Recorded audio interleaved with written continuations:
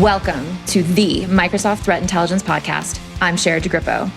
Ever wanted to step into the shadowy realm of digital espionage, cybercrime, social engineering, fraud?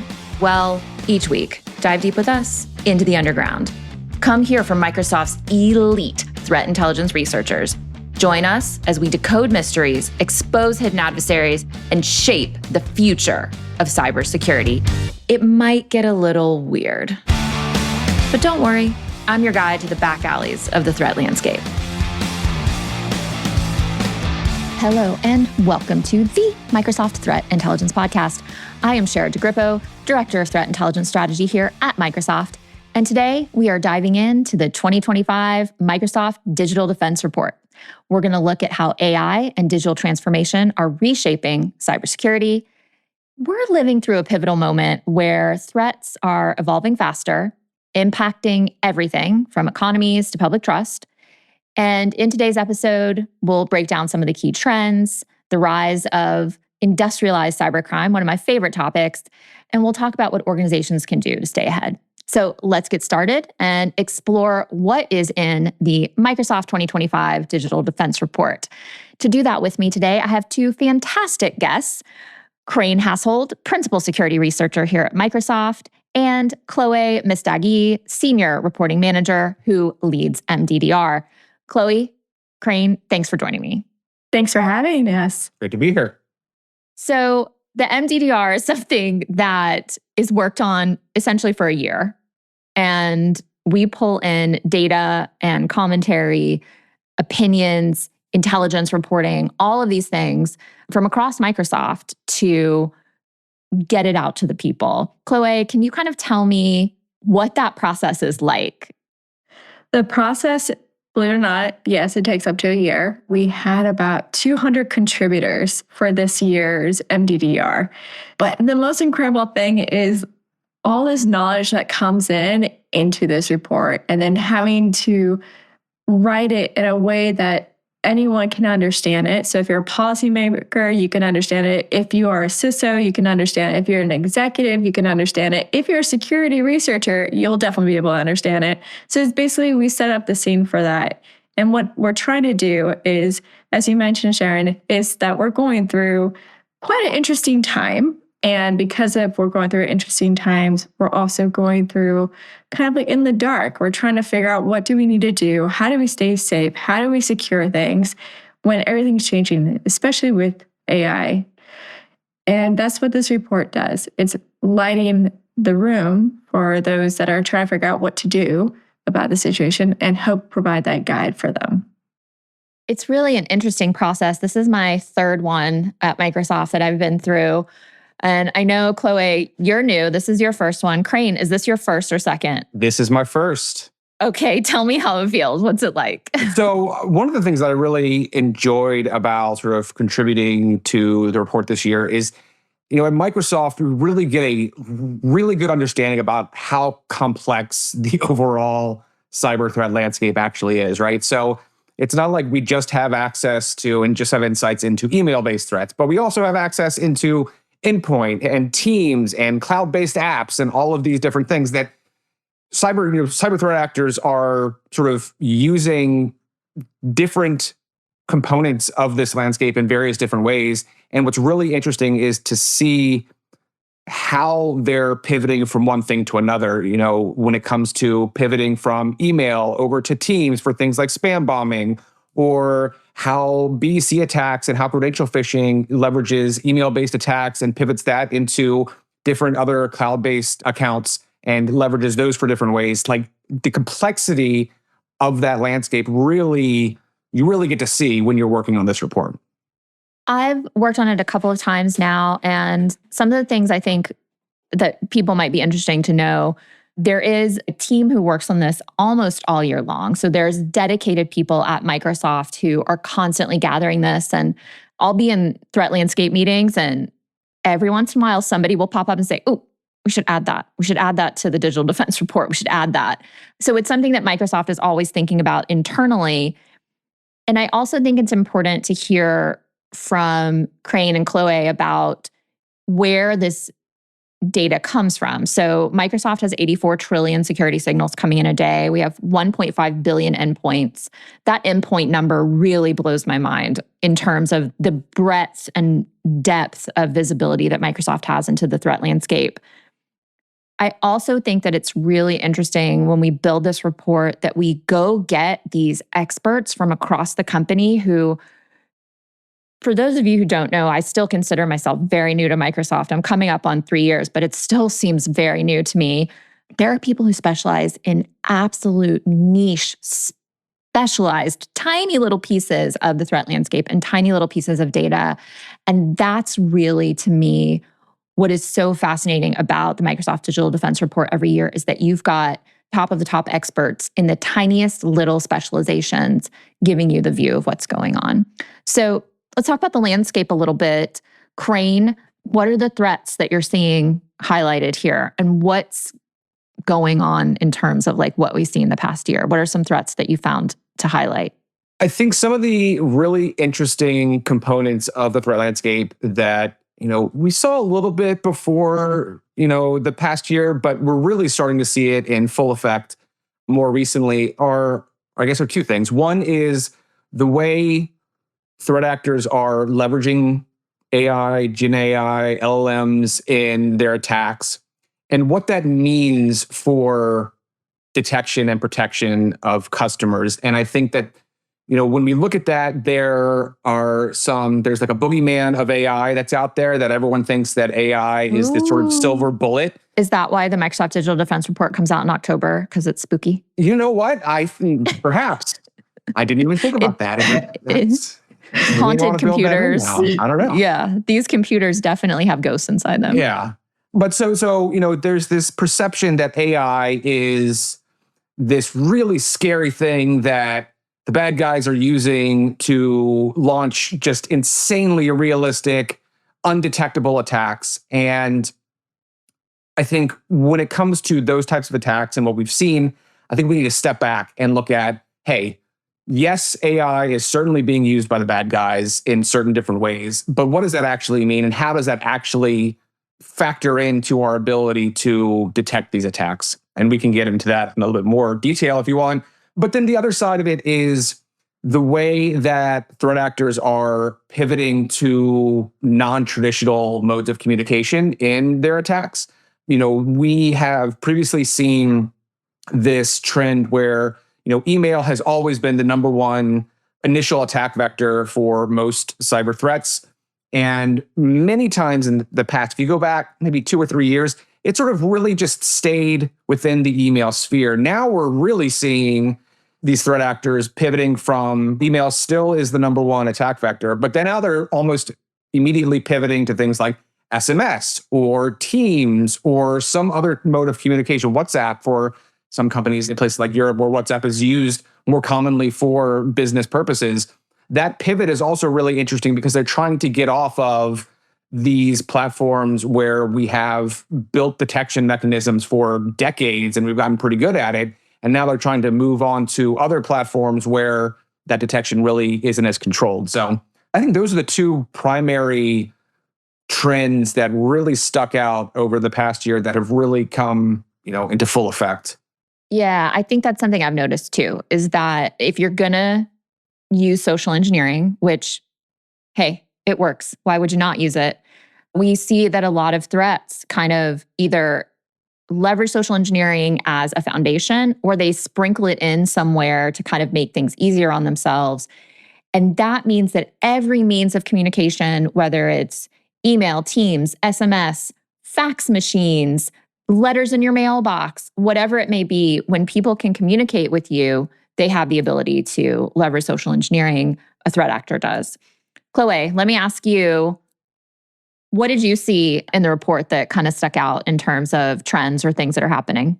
I would definitely say that AI can be a benefit and it could be a vulnerability. I would say, basically what you shared and also Crane, for example, an AI automated efficient email can achieve a 54% click-through rate compared to just 12% for a standard attempt. So if you think about this, 4.5 times an improvement. Because now, you won't see the spelling issues. So people are more likely to click on it. Also, you're going to have better graphics in there. You're going to have things that are going to be more replicated that look identical to something official. So this becomes kind of scary because it's still the way in many times to get into an enterprise. I think that's interesting. And I think that looking at threat actors using AI for the past couple of years, they're really using it similarly to how you and I use AI research and building and cleaning things up and getting code started. I always tell people I am not a software developer, I'm not a software engineer, but every once in a while I need to do some of that work. I need to write scripts, or I need to build something really quickly, or I need to understand a piece of code. And AI is really helping people at my level get that down, get that done. And so threat actors, of course, are using that as well. And I think the thing that I really like to tell people, I say a lot, is that if you think of the A in AI standing for acceleration, you're probably going to get it. It makes everything much faster and bigger in scope and scale than it could be at human scale. So I think that, AI is making people faster. It's enabling things to go faster, including the threat actors. We'll talk cybercrime and then we'll go into nation state. So Crane, anything interesting sticking out for you in terms of where the crime landscape and the financially motivated landscape is going? Yeah, so the financially motivated landscape is really where I've lived and focused for the past 10 plus years. Because it's better. I just say it is a little bit better. I mean, it's really when people admit that it's better, it makes my heart sing. A little rainbow just popped over my head. I mean, when you think about the fact that it's about 90+% of attacks that most businesses see every single day are going to be financially motivated in some sort of way. And, a very small percentage of attacks are really just mission-oriented state actors. I think financially motivated attacks have easily the biggest impact to the global threat landscape every single year. And so when it comes to financially motivated attacks, I think what's really interesting is seeing how it differs based on the geography of where the threat actors are coming from. And it's most people, I think, when they think of cybercrime, they probably think of Eastern European, Russian threat actors that are, sending out ransomware campaigns. And absolutely, those are actors that are out there. And what's interesting is that they are very, very business-like. It is very much a business and has a relatively structured hierarchy from top to bottom. And a lot of the more technically sophisticated attacks that we see that are financially motivated on a day-to-day basis are coming from Eastern Europe and Russian actors. But then when you pivot to some of the more voluminous attacks that we see, things like business email compromise, right? So the pure social engineering attacks that are pretending to be the CEO of a company or, a supposed vendor asking for a wire transfer to another account. Those are generally going to be coming from other locations. So West Africa, Nigeria is the big hotbed for BEC attacks, even though we have started to see that spread out a little bit more. But when we look at those actors are very different, structured very differently than more traditional cybercrime actors, where there is very little structure and hierarchy to the way that they work together. They're usually going to be sort of individual actors that are working with some people one week, some people another week. And you had to have specialties where you have actors that are doing certain types of things like getting the mule accounts that are being used to receive fraudulent funds. And then you have the guys who are responsible for actually sending out the spam campaigns. And then when you have things like didn't you talk about places like Southeast Asia, where, a lot of people probably heard about the pig butchering attack, which the name is one of the worst names for a cybercrime that has, in my opinion, that has been developed for each other. It's so gross. Oh, it's terrible. I just really quickly want to recommend to everyone, if you want a fantastically interesting, riveting look at pig butchering and you've only got an hour, John Oliver on Last Week Tonight. Did you guys see that? Oh, I saw that. That was so good. It's so good. I mean, you will be riveted watching that, especially if you're in threat intelligence or information security, if you work in these fields. Watching how operationalized and industrialized pig butchering is. And pig butchering is essentially long form social engineering in order to get some kind of financial payoff. Crane, do we consider romance scams part of pig butchering? Or are they their own? It's its own thing. It's its own type of thing.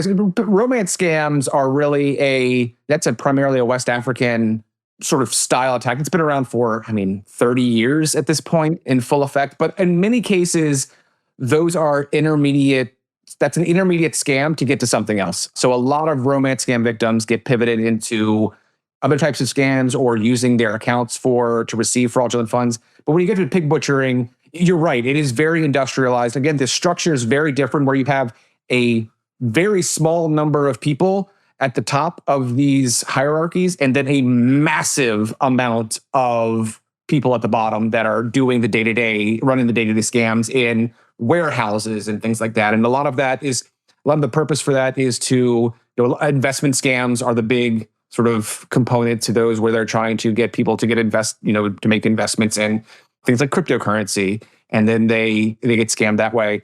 So when you look at sort of the global nature of cybercrime, it's everywhere, but you can really start to see where different trends are emerging from and how that impacts what we see on a day-to-day basis. Chloé, anything you want to share in terms of the crime or financially motivated landscape? That's, to me, the one where the really creative TTPs usually are. That's where, let's be honest, most crime threat actors generally don't care if they get caught. Their prime goal, the action that they're taking, is in order to achieve financial gain. So they don't really care where it comes from. And thus, targeting is much more squishy than nation-sponsored threat. Chloé, anything that you want to mention about the cybercrime landscape that comes out of the new report? Yeah, like Crane stated, is that most of the attacks are for money. Espionage is like only 4%. So if you think about that, yes, it's money driven. And 33% of the incidents involved in financial extortion as well. The one thing that we definitely noticed was that adversaries have been using well-known initial access routes. It hasn't really changed if you think about it. They're still using the same routes that have been around. However, I would say that, certain things have also changed in the number of attacks. When we think about, targets for access to data, we see government is top this year, IT was second, and third was research and academia. And then if we look at when we think about countries that are most impacted by cyber threats from January to June 2025, you have the US, you have UK, and then you have Germany, and then Israel. And when we think about, how are threat actors, what are they doing right now? They're logging in. They're logging in now. So if you think about it, you need to protect your identity. Identity access is something you have to really focus on. So having MFA, honestly, if you have MFA, 99% you will be safe. So if you think about it, something so easy as that can do such a huge difference. The other thing I would end with on that front is that when we think about identity attacks, 97% of those were from password sprays or brute force attacks. And then when we think about compromised signals by sector for identity, we're looking at research and academia played a huge situation this year. I think that the targeting is really interesting because a lot of those that work in academia have two jobs. What is the thing you always hear people complain? Oh, I can't make any money as a professor. I have to do XYZ as well. And many of them do. So some of them write books. Some of them teach at other universities as well. Some of them have podcasts that they monetize. But a really common thing is for academics who have a professorship or they're an emeritus or something like that, where they're not making a full livable wage teaching. That's a discussion for a different podcast. They tend to get jobs in their specialties. Now, imagine somebody who is a physics professor, teaches at a prestigious technical university, and also works maybe in the defense industrial base, maybe also works at a law firm because they're in the law school. The things that those people know are valuable to the school, and their identity is valuable for their other roles. So if you can compromise the identity that they use to teach under, their .edu, you can usually use that to pivot over to the role that they use for their business, whether that's in a law firm or in a teaching hospital or in technical concerns that might be really sensitive.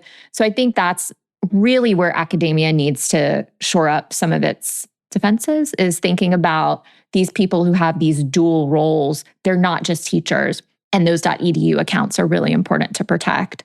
Before we go to nation-sponsored, I just want to mention this stat that was in the report that I find not only interesting to me, but also really justifies my obsession with the crime landscape, which is that 79% of Microsoft's incident response engagements are data collection for resale or extortion.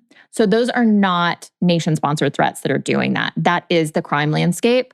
And I think it's important to remember, as we enter this world of AI, those big data dumps, even the ones that are multiple years old, those big breach dumps are going to become more valuable than they were, because 8 terabytes of data 3 or 4 years ago was a multi-person huge slog. It was a nightmare. 8 terabytes of data to search through today is as easy as asking an LLM what's in it using natural language. So remember that those data breaches from before are just as dangerous, if not more, today than they were when they first happened. And I also think that it also really highlights the fact that initial access is the main focus for attacks today, because now you can pivot in so many different directions with just having someone's credentials and do so many different things that it's very different than what it was like 10 years ago. When you think of, like, take credential phishing, for example. 10 years ago, when most people saw a credential phishing email, it was probably for their bank. Like, they were probably trying to get their log-on credentials to hack into their bank account and just take money directly out of their bank. What we started seeing about 8 years ago, 7, 8 years ago, was that the entire credential phishing landscape changed. It was about the same time when ransomware, enterprise-focused ransomware, came onto the scene, where you started seeing enterprise credentials being easily the number one target for cybercrime actors, because not only are you getting access to someone's email, which is a treasure trove of potential intelligence, but also you can move to using that trusted, valid account to send additional phishing campaigns, massive phishing campaigns to other people. You can then pivot into the cloud and steal sensitive information or data that way, hold it for ransom, or sell it to someone else. You can do so many different things that makes just a single username and password so valuable that it has really reshaped what we think of when we think of the cybercrime landscape today. Can I just add one thing to that? To anyone who's listening, if you have family and friends, chances are they're probably using the same username, right? So this is why it's so important, is do not use the same password. At the end of the day, when you have those two together and you don't have MFA, or MFA is not offered on whatever website you go on, at least change your username too. That's the thing we tend to forget, is also usernames are usually reused so many times that when we come to guessing passwords, it becomes a lot easier. And if you don't have MFA, you're out of luck. I like to tell people, especially those that are not in the industry, those just kind of, those friends that we all have who are like, hey, Sherrod, you do the computers, right? And I'm like, yeah, I do. They ask, well, this, should I do this MFA thing, et cetera? And I'm like, well, any accounts that you wouldn't want your ex-girlfriend or your ex-boyfriend to get into, yeah, you should. Not because they're trying to hack you, but because that should be the level of concern, is everything. You should not want anyone in any of your stuff, especially things like social networks, especially things like, obviously, your email, especially things like federated logins. You go to log into a news site or something, and it's like you can create your own username and password, or you can log in with your existing whatever account, your existing Apple, your existing Google, your existing Amazon, existing Facebook, on and on and on. Be really, really careful with those federated logins and make sure that you've got MFA turned on. One last thing that I want to remind everyone about when it comes to crime is that it really is an ecosystem. It's not just threat actors doing ransomware.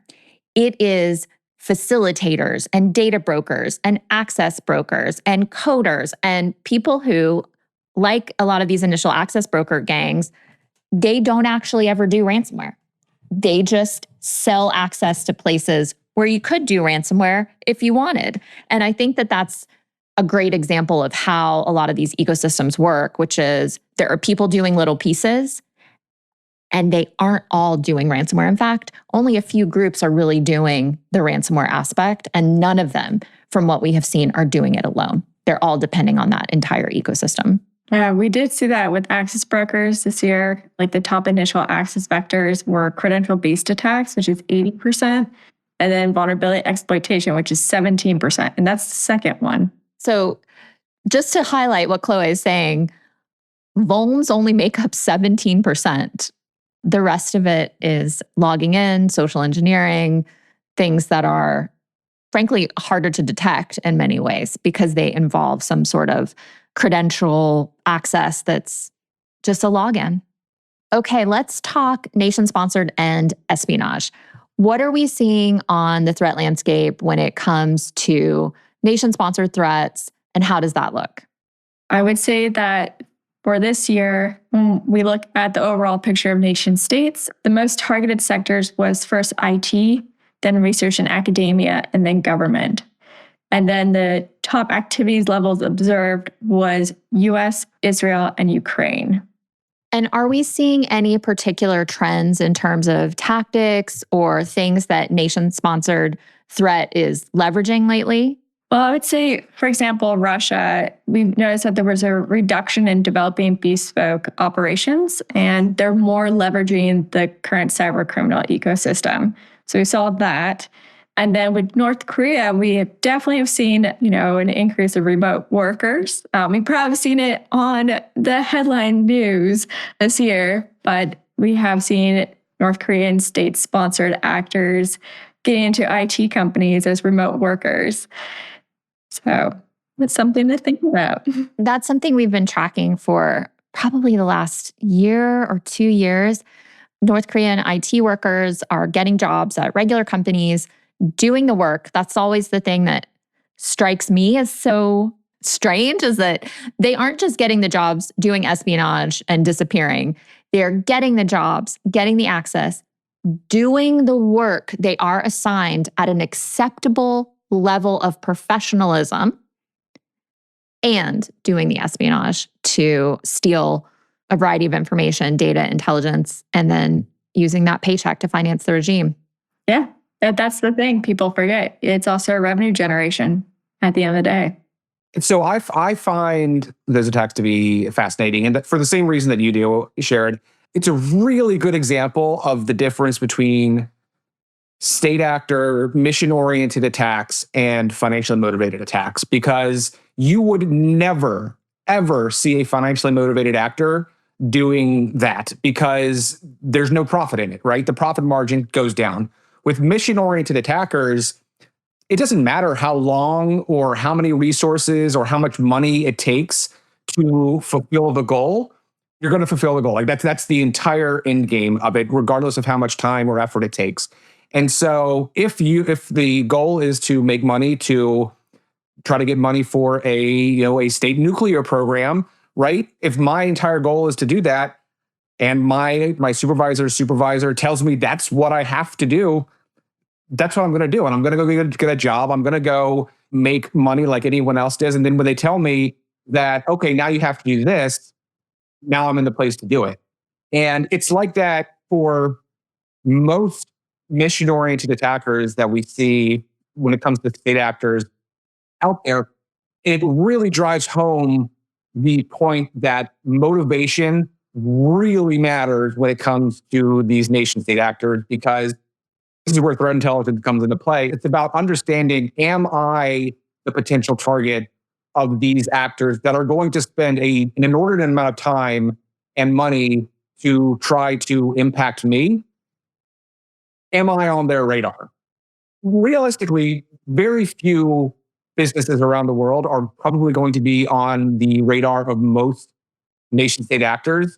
But those that are on the radar, it is extremely important to understand and keep up to date with what you may see coming from those actors. Yeah, for the ones so we looked at China, Iran, Russia, and North Korea this year. And each sector that they focus on is different. If you think about like the list, they're different. The targeted countries are different. They're not in the same order. They're unique and different. Yeah, I think that we have to look at each nation, especially of those top 4, as their own missions and objectives and what they're doing. And for, there's not a lot of people. I work in Microsoft Threat Intelligence. There's not a lot of people that cover all of them. There are very few that are working the landscape from every threat actor group all day, every day. It's very rare just because people specialize on one. But it's interesting when you start asking the specialists on each different country what those tactics look like. They are really quite different. And I think people wishfully hope, they'll be copycat, they'll share data, this country will work with this country. We just really don't see that. So back in the day, before I was in the private sector, I worked with the FBI for more than 11 years. And a lot of that I spent in the behavioral analysis units and looking at cybercrime from a behavioral component and not a technical component. And what was really interesting is we saw the exact same thing, is understanding how to analyze the behavior from a Chinese-based nation-state actor from a Russian state actor, from a US-based financially motivated actor. Not only are they different based on their missions and objectives and motivation, but also there are a lot of like really interesting cultural components to that as well that come into play that you likely would never even think about if you don't like actively put yourself in those shoes and sort of step back and say, hey, I'm looking at Nigerian BEC actors. Now I'm looking at some sort of attack that came from a potentially Chinese actor. I got to think about those attacks from a very different perspective, because a lot of what we see is influenced by non-technical things that we really don't think of when we think of a cyber attack. One of the things that's really interesting working on the Microsoft Threat Intelligence team is we have language specialists and culture specialists that will get into underground forums, that will look at code, that will understand how the threat actors are communicating with each other amongst their own team, what these things mean. Some of our analysts have shown me new kinds of slang that I never heard of before. And they're like, oh yeah, it doesn't really translate exactly, but mega duck means whatever, that this about and I'm, I just can't believe that we have people that are tracking and specializing in understanding the threat actors culturally and from a language perspective to that degree. It's really interesting. So Chloé, I know that you have some really interesting data around how nation-sponsored threat is using AI. What are they doing with it? What's the objectives? How are they leveraging AI out there? Yeah, great question. I would say that in the last 6 months, we've seen AI use and influence operations have picked up incredibly aggressively. And we're seeing that in AI twinning. We're also seeing that in training data poisoning and voice cloning and masking at this time. And what is AI twinning? AI twinning is basically like taking what you think would be like, give an example, CNN, right? You're watching a CNN post and giving an update on the latest news or breaking story. AI twinning is basically taking that, but then changing the content completely, but it's giving a feel that looks exactly identical to what you're seeing on CNN. And what is the objective there? To disseminate information that goes with influence operations? Yeah, it's basically is to, change perceptions. So, a lot of misinformation, disinformation campaigns at the end of the day. I think another point to mention about AI is that the report says that deepfakes and just generally AI-generated identities are being used to pass verification checkpoints, and that there was a 195% increase in the use of AI forgeries, which includes deepfakes and things like that. So those synthetic identities are growing in use. It's becoming easier and easier to create fake personas that are super convincing, which means authentication is a lot harder and fraud is a lot easier. Absolutely. And it is definitely a growing pain, especially, I don't know if you all remember, but it was in 2024, at the beginning of 2024, that there was a case in Hong Kong where a threat actor basically did a deep fake of a CFO for a company and got their financial worker employee to think that it's actually their CFO, and then basically sent 25 million over. These are things that are happening. These are things that we have to be very concerned about. And, it's something, we're entering a new era, with the use of AI. And we're going to see more of this kind of stuff happening probably. And it makes it easier for threat actors because they can operationalize that like they operationalize everything else, and they can do it at scale. Exactly. And I also think that it's really important to separate what is possible with what is practical when it comes to most threats out there, especially when it comes to AI. For influence operations that are going to be coming from state actors, mission-oriented actors, again, they have the means and the motivation to really leverage AI to its fullest potential, I think. They're the ones who can invest in building their own large language models, LLMs, to really focus what they want AI to do for them. Most financially motivated actors that are out there are simply going to be using what's off the shelf to make their jobs a little bit easier from a day-to-day perspective. So when it comes to deepfakes, when it comes to all these things that we know, if we go to Black Hat or DEF CON every year, there's always something new on AI that sounds really, really scary. But at the end of the day, for all practical purposes, you're likely never going to see that in the wild because no one's going to invest that much effort or energy into making that come to fruition unless they are trying to fulfill a very specific mission and have the time to do so. Financially motivated actors likely aren't going to do that. And even when you come to that, the example that you were talking about in Hong Kong, right? In that case, my assumption, while I don't know too much about that case, my assumption is that actually was not that while it was a financially motivated attack, it may not have been from a purely financially motivated actor. Interesting. I think that ability is something that technologists like us have to think further down the road. What will it be like? What are we going to see? And then compare that to the reality of what we're seeing today. I think that getting really wild with tabletop scenarios and threat modeling can be fun, but also when it's not based off of reality, that's why we talk so much about what's in the wild. Are we seeing this really being leveraged by threat actors or are we not? And that's where things like in the wild come into play. But I think knowing where threat actors are today, knowing what the potential is, and then trying to look down the road to be realistic about what can happen. I did see something too in the report that phishing driven by AI is 3 times more effective than the traditional way. And I have a feeling that's just going to increase.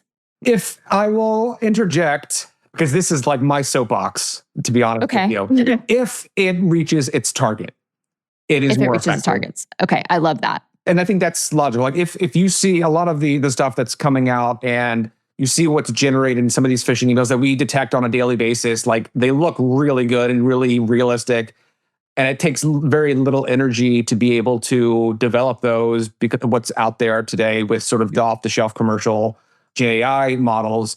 But when we look at how we detect those attacks, whether it's looking at the infrastructure that they're coming from, understanding their relationships between the recipient and the sender, understanding just the general context of the message itself, and putting that all together, AI doesn't really influence a lot of the methods that we use to detect those attacks. And so AI does not necessarily make it harder to detect a phishing attack, but if it makes it to its target, it will likely be more impactful. And I always equate this to, a tree falling in the forest, right? If a phishing email is generated using AI, but never reaches its target, it doesn't make a sound.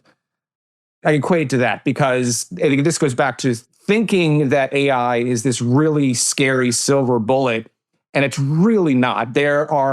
While it can be used very effectively in a number of different ways, maliciously, it really doesn't apply to a lot of the components of especially an email-based attack that we use to prevent or detect them.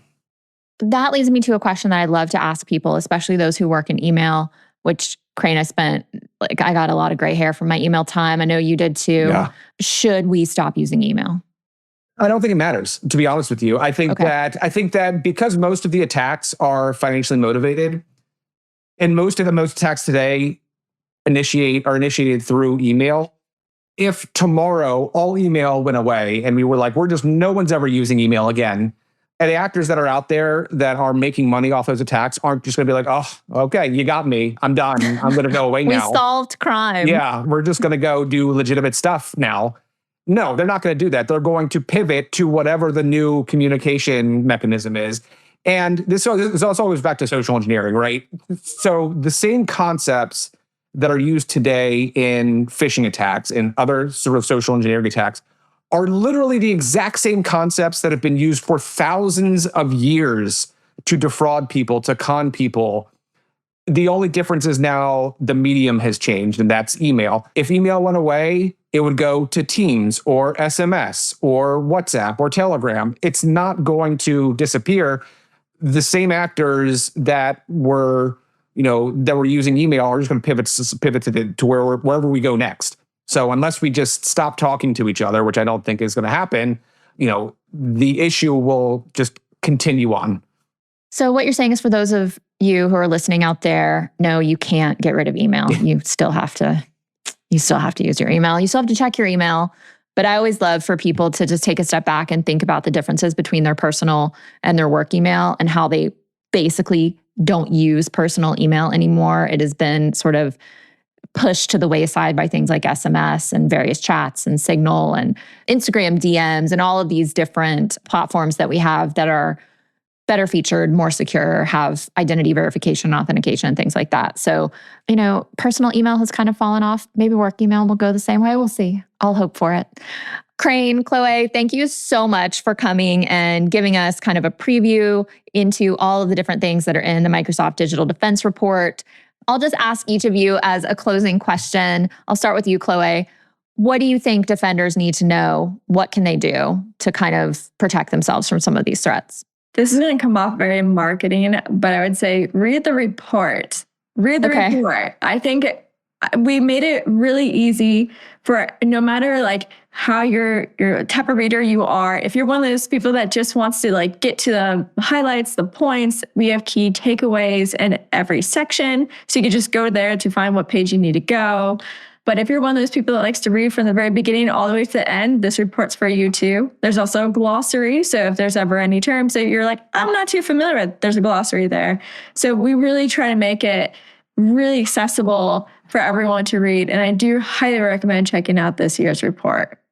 So question on that, Chloé, I'm on a budget. I'm just wondering, how much does this report cost? What are the prices? Oh, wow. You got to take out your checkbook and put it away then. And then it's zero. It's zero. You don't need, you just go $0 for this report. It's free. It's a free report. Completely free. That's incredible. I don't know how we do it. So good, right? Yeah. So you can go get the Microsoft Digital Defense Report for free right now. It's available. Just go to your favorite search engine, which is Bing, and just search it up and you'll get the 2025 Microsoft Digital Defense Report. Crane, what do you think defenders need to know? What would you like to leave them with? So I agree with Chloé. Read the report. If nothing more than just maintaining awareness of what is actually happening out there and what the trends look like in the general threat landscape is important. And the fact that sort of primes your brain to look out for potential attacks. I'm actually reading/listening to a book right now that's all about sort of the understanding information and System 1 and System 2 behavior and stuff like that. And just thinking about and becoming aware of something, even unconsciously, will help you recognize something in the future. So just maintaining awareness of trends is important for that. And then also, when it comes to cyber threats, recognizing that they aren't these really technically sophisticated things that are out there. It is almost all cyber threats, at least initially, are all about exploiting human behavior. There's very little technical sophistication behind them. That's usually what comes second. But what comes first is all about behavioral manipulation, and understanding that is really the key to understanding how cyber threats sort of will occur and what you'll actually see when it comes to those. It is really important in sort of decoupling the fiction from reality when it comes to cyber threats. I love that. Thank you both for being here. I'll leave my final point. I get asked all the time. It's one of the top questions people ask me. They say, Sherrod, I want to get into threat intelligence. What do I need to do? Where do I start? How do I get into it? You start by reading reports like this. So if you're looking to start threat intelligence, incorporate more threat intelligence into your daily work, regardless of what your role is, one of the places that you need to start is reading reports of this type. Crane, Chloé, thank you so much for joining me on the Microsoft Threat Intelligence podcast, and I hope to have you back soon. Thank you. Thank you very much. All right, everyone, go check out the Microsoft Digital Defense Report for 2025, and hope you find out some new interesting information about threat actors in there. Thanks for listening to the Microsoft Threat Intelligence podcast. We'd love to hear from you. Email us with your ideas at tipodcast@microsoft.com. Every episode will decode the threat landscape and arm you with the intelligence you need to take on threat actors. Check us out, msthreatintelpodcast.com for more, and subscribe on your favorite podcast app.